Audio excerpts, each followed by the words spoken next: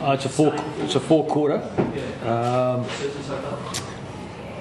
And I couldn't tell you whether we've had one every quarter before. I'm not too sure. You'd probably have those facts. But I thought we applied pressure for 4 quarters, or as long as we had to.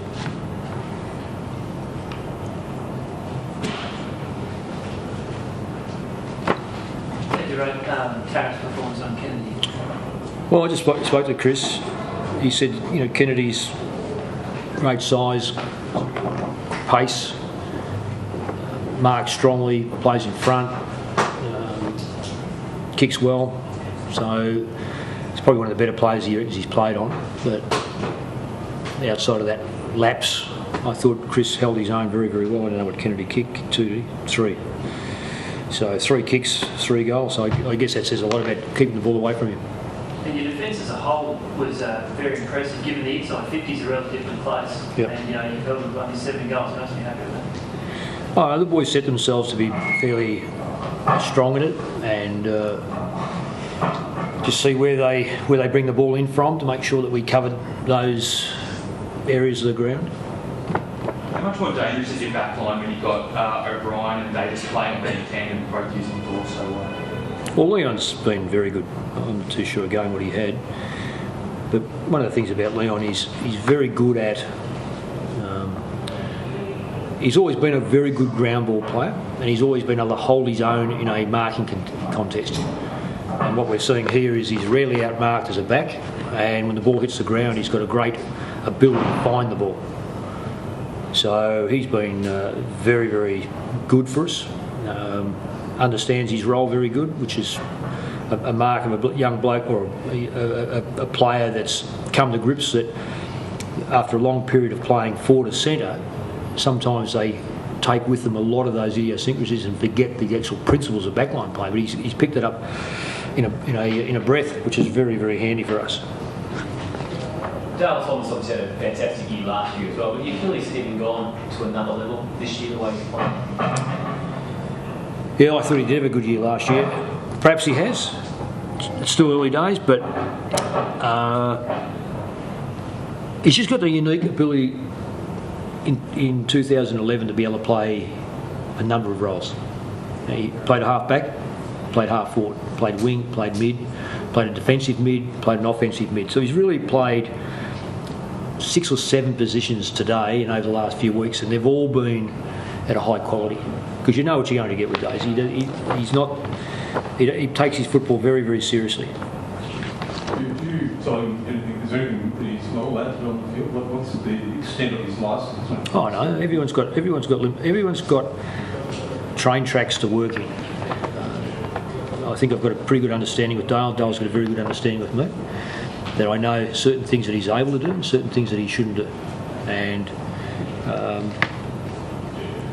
most of the things he can do. So, but they're generally very... I use the term risk versus consequence. He's a player that knows the limits that are going to expose those consequences. So I guess he's a footballer. Now I say that they're all footballers out there, but some people are more footballers than others. He just loves the game. He's obviously loved it since he's a kid. He's tried a lot of things as a kid, which now he's living his dream. And he's able to play the role that we want him to play. You spoke at the start of the year about minimising distractions, and he's got a contract that everyone's talking about. He seems to be really mentally strong with that. Is that a good thing for you? I don't enter into any talk whatsoever about contracts with any player. Never have. Well, if I have, it would have been extremely rare. I can't remember the last time I entered into any contract thing at Collingwood. This is my 12th season, so I don't see any reason why to put any additional pressure on players to make a decision. Spoke about diversity of roles within what Dale does. Is that diversity coming? Is it willingness to embrace that diversity coming from maturity, or has he always had that sort of? Well, he's 23 years of age. I always find, and this shouldn't be the Dale Thomas show, but I can pick where Dale Thomas is going to sit in the coach's room. I can tell you where he's going to stand when I address him at quarter time, And I can tell you at the end of the training that, or end of that meeting, that you'll probably understand what I've said. I think that's what Dale wants to do. He understands the game. He wants to play the game on the terms that are best for the team. I think some of your players were manufacturing some great goals today, and Harry O'Brien wasn't allowing one of their best opportunities to do the same. Did you think his contribution was quite significant? I thought we had good players all over the ground, and you've highlighted Harry. Harry's been in pretty good nick all year. I think sometimes we misjudge Harry by the number of possessions that he gets or he doesn't get. It's not the possession rate. It's the work ethic. It's the ability to close down a multitude of players. I think someone suggested that the closer you take Harry to the goal, the more vulnerable he is. That's never been an issue. Never been an issue. Harry O'Brien can come out of the goal square with most players, and that's why it doesn't matter where he plays in the back line. If he gets taken back there, then it's a good opportunity to play that role, and in many instances it's a fill up for his fitness because he's able to have a bit of a breather because he plays nearly 100% game time. But he was very good.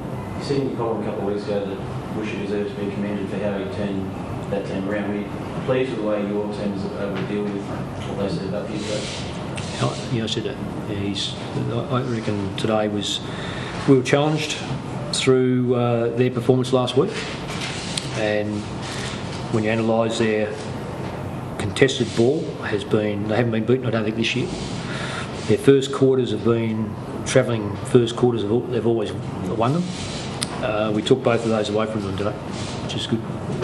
And Andrew, so St Kilda seem to be getting back into real form, and obviously play the next one. Yeah, they are.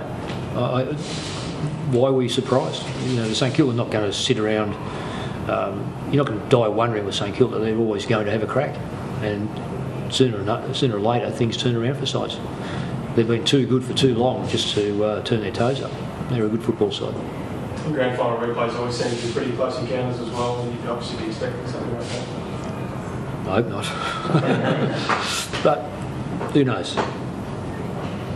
Does it make your motivational job for next week any easier, the fact that St Kilda is actually on the up and up? No,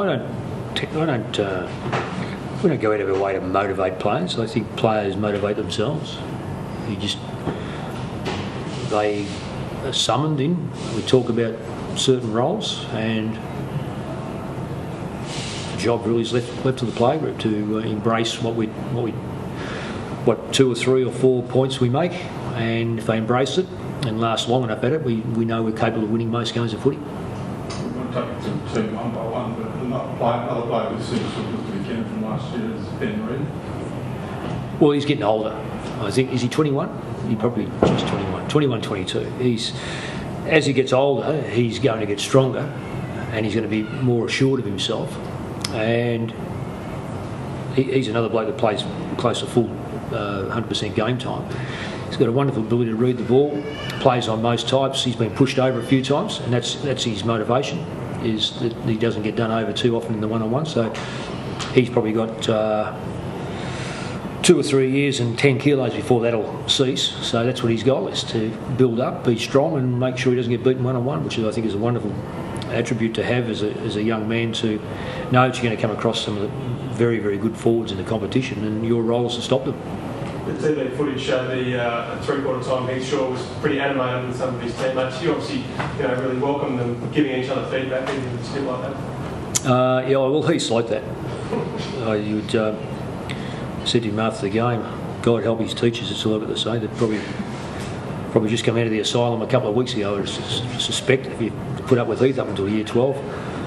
So, no, he makes sure that when he's on the bench that he gets quickly put on the ground, because I think everyone's fair game on the bench, all his teammates and coaches alike, that he should be out there. So it's a wonderful, growing up as a Collingwood person and having a father and an uncle play for the club, it's obviously very rich in his veins, and so it's an extremely passionate person that you have that for the black and whites, because he wouldn't have known anything else, and to be able to play for them and play in the premiership last year and continue on the next year, it's a trait that you never want to stem the enthusiasm.